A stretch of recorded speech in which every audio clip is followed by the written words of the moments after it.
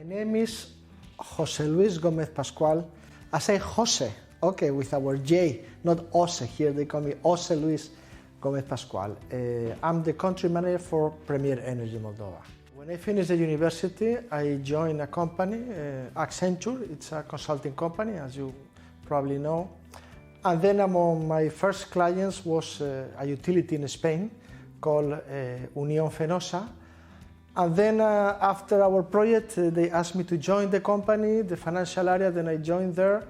And then I moved to the international division, and that's it. No?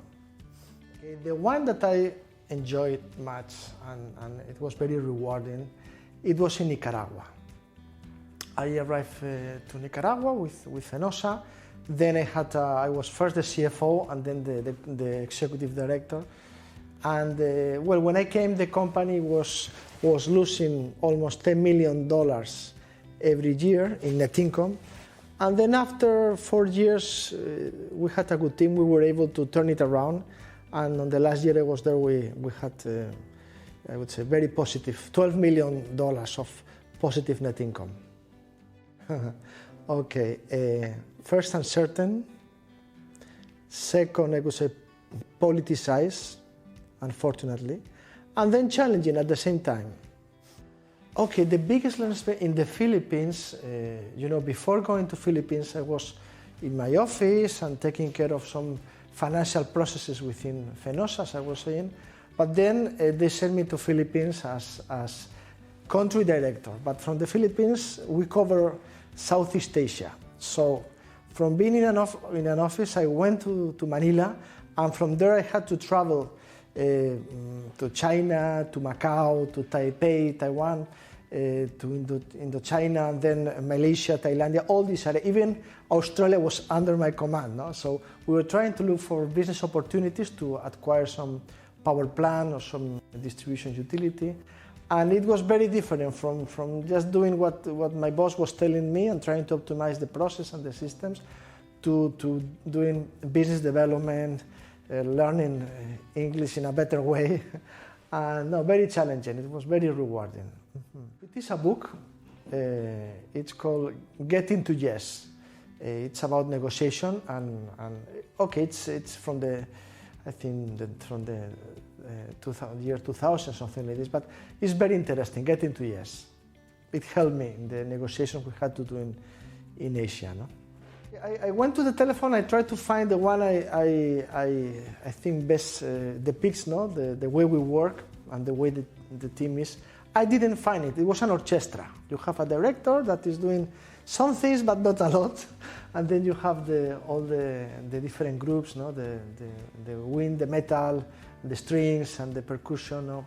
And so that's the icon, but it's not. I think it's not in WhatsApp icon.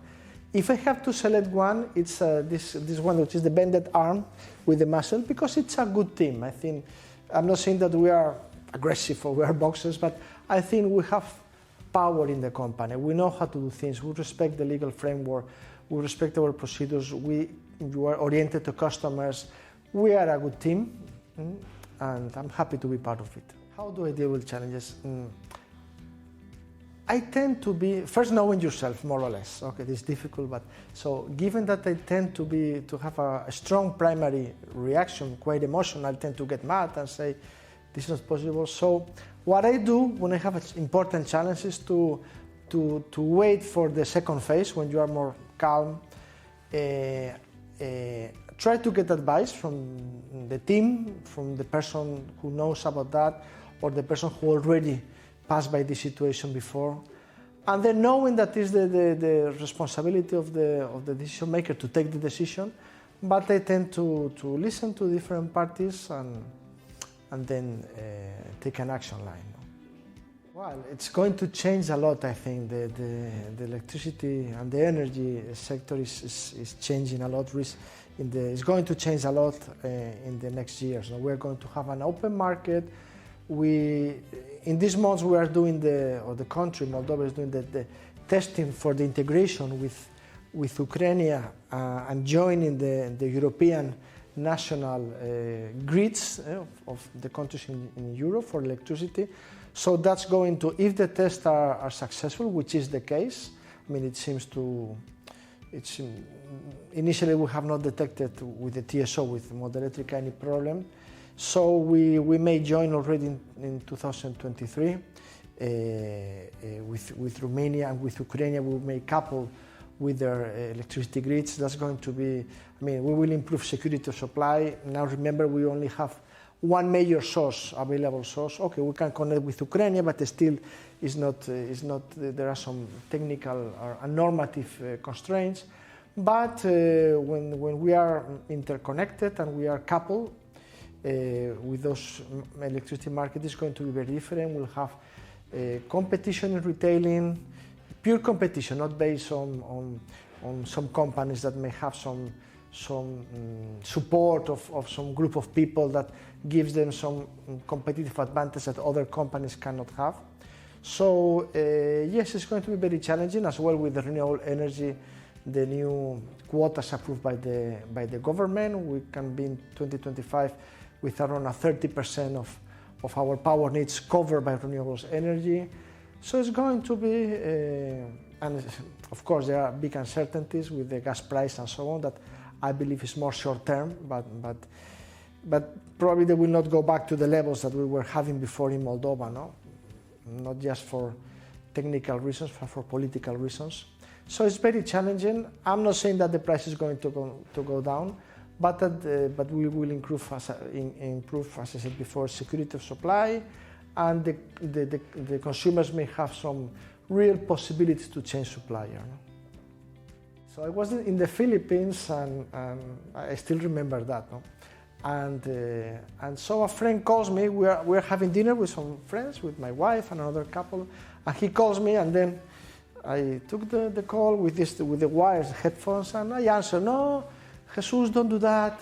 You have to think, blah blah." And so I gave him an indication, but then I thought I had disconnected the phone, but I had not. I had to press a button here in the wire. I did not.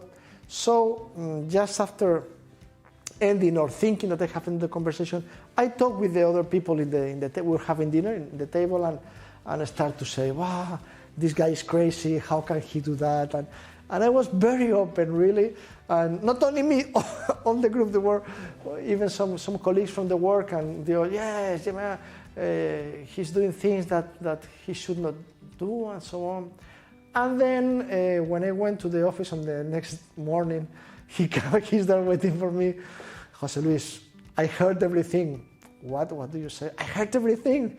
"What do you mean yesterday you didn't disconnect your phone?" So the lesson there, I mean, of course, the relation was destroyed. I could not explain, "No, really, Jesus, we appreciate you. You are a good professional, and you have a good judgment, and so on." But no, José Luis, it's not like that. So the lesson is to be prudent, to never say any wrong thing of a colleague or to others. Maybe you can keep it because it goes against you. And once a relation is destroyed, you cannot mend it. I mean, once the credibility and the trust is lost, it's done. It takes in 20 seconds you can lose years of building trust. No? My hidden talent is that I love music very much, not classical, but I love funky, I love pop music. I know most of the songs from the 80s, from the 90s early, from the 70s, and then the music for me is this kind of music. It's an important tool to overcome stress, to disconnect with everything. I know the songs, I know the words, I know sometimes the composers.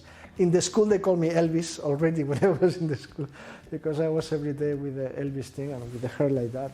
I recharged, I said, first, with being with the family, going somewhere with my wife, my daughter, being with friends, going to have some tapas in Madrid or in the north, where I was born. I love, from my times in Dominican Republic, I love rum, Coke rum. It's that's also a way to disconnect. The moment I'm drinking my Coke rum, and you already notice as the world is changing.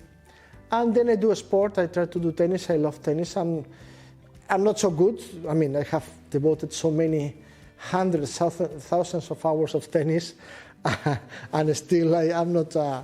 I don't play so good. But I love it. I try to play twice per week. And then I do biking now that the warm weather is coming. I will be able to go out again to do some biking. And then I love my sofa. In the weekends I have my Spanish siestas, maybe for 1 hour there, and really that is the way to reset your mind. No? Okay, thank you so much. Thank you.